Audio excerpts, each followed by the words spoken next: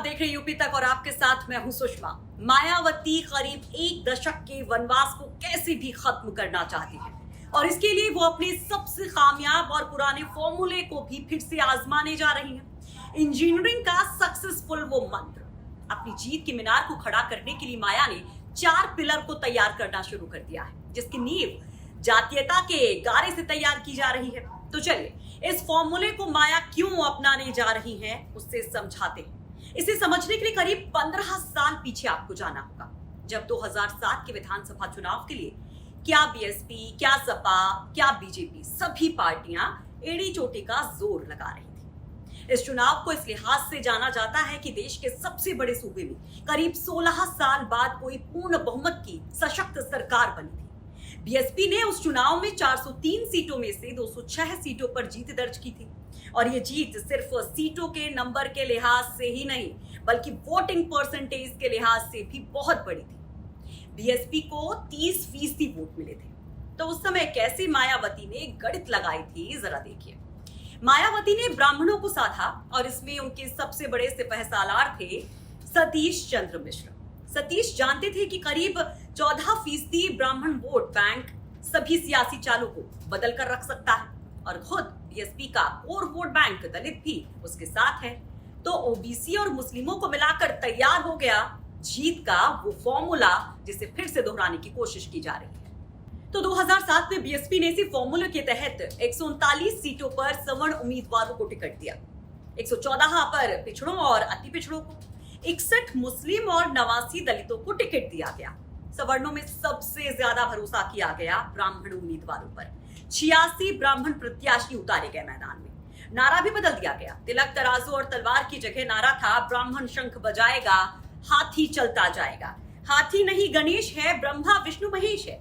ये वो दौर था जब सवर्ण समाज, खासकर ब्राह्मण, खुद को काफी उपेक्षित पा रहा था।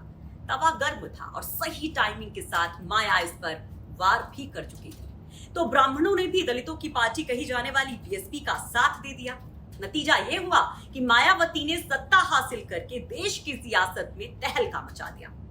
हालांकि तब सवाल भी उठे थे कि क्या कांशीराम की इस पार्टी की नींव बहुजन हिताय के लिए जो डाली गई थी, क्या माया वो काम कर रही है? क्योंकि यहाँ पार्टी का नारा हो गया बहुजन हिताय से सर्वजन हिताय। लेकिन 2012 आते आते माया को ब्राह्मणों से और ब्राह्मणों का माया से मोह भंग हो गया। बीएसपी ने 2012 में सोशल इंजीनियरिंग में फेरबदल कर दिया। सवर्ण उम्मीदवारों की कटौती करते हुए मुसलमानों को तरजीह दी और रिजल्ट ये रहा कि बीएसपी का वोट लगभग 5% कम हो गया और 25.91% पर आ गया और बीएसपी सरकार से बाहर हो गई। 2017 की बात करें तो 2017 के चुनाव में मायावती पूरी तरह से मुस्लिम और दलित वोटों के सहारे दिखाई दी।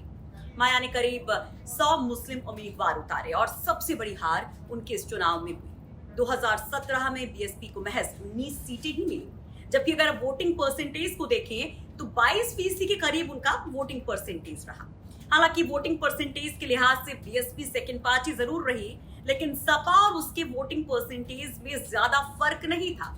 सपा को कुल 21.8% वोट मिले थे, जबकि कांग्रेस को 6.2%, यानी गठबंधन के पक्ष में कुल 28% मतदान हुआ।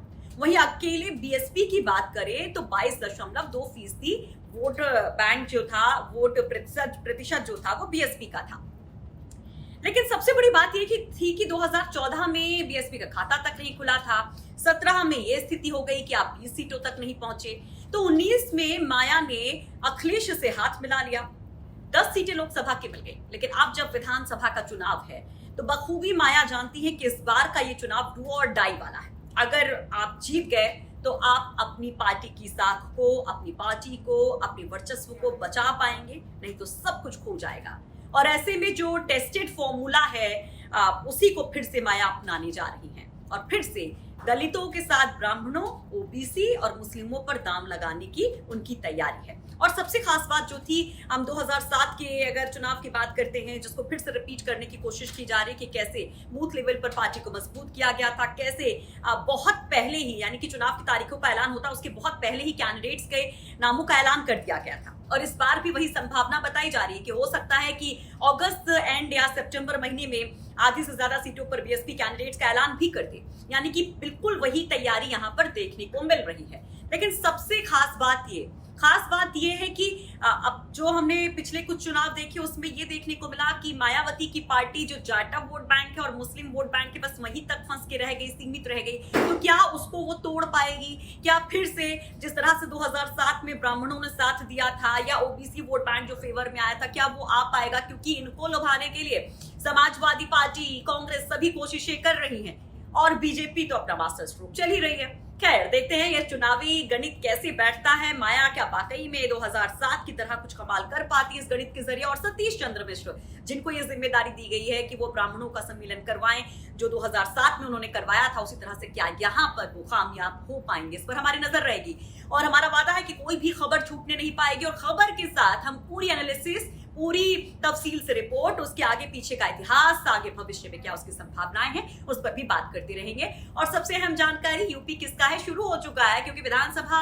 चुनाव को ज्यादा वक्त नहीं है, तो हमने वहां कवरेज शुरू कर दी है। कई सारे शोज हमने दिखाने शुरू कर दिए हैं जिसमें आपको ग्राउंड रियलिटी दिखाने की कोशिश है हमारी, तमाम पॉलिटिकल खबरों के साथ उसकी तफसील से रिपोर्ट, एनालिसिस।